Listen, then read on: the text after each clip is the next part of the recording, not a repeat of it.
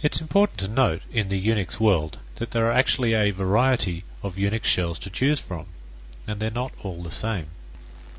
So, if we're going to be learning about programming using the Unix shell, we'd better stipulate exactly which shell we're talking about.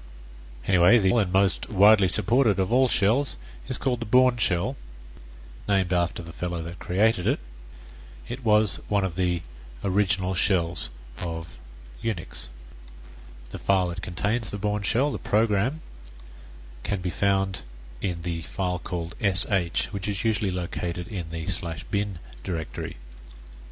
While the Bourne shell is not particularly popular as far as interactive login shells go, meaning that when people log in they don't usually find themselves in the Bourne shell,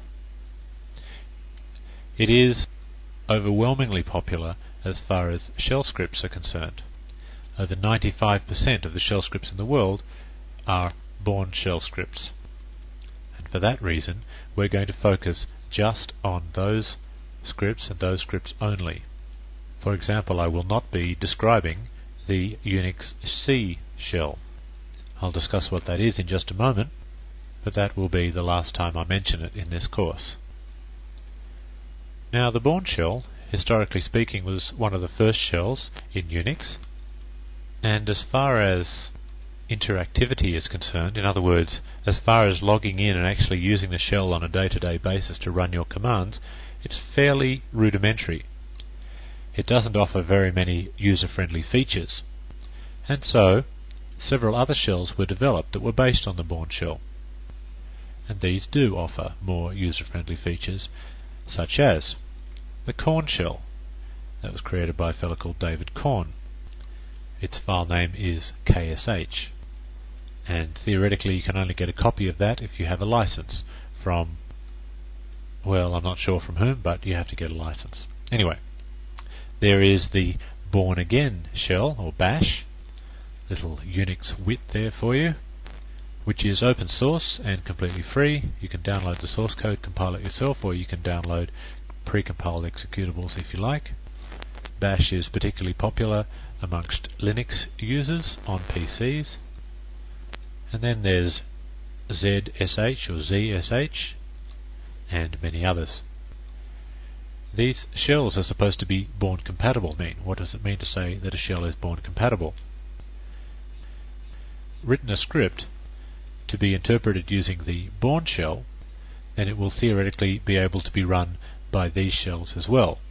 In other words, you could take your script and run it using the Korn shell as the interpreter, or the Born Again shell. However, not all shells are Bourne compatible. In fact, there's a whole family of shells that are not. Specifically, the C shell. There's another little bit of Unix wit there for you. You may or may not have heard of a programming language, a very powerful programming language called C. There was a movement at one stage during early C programmers who worked in Unix that they wanted to have a shell that would offer a programming language that was perhaps more powerful, or at least more similar to their favorite C language. So they created for themselves another shell called the C shell.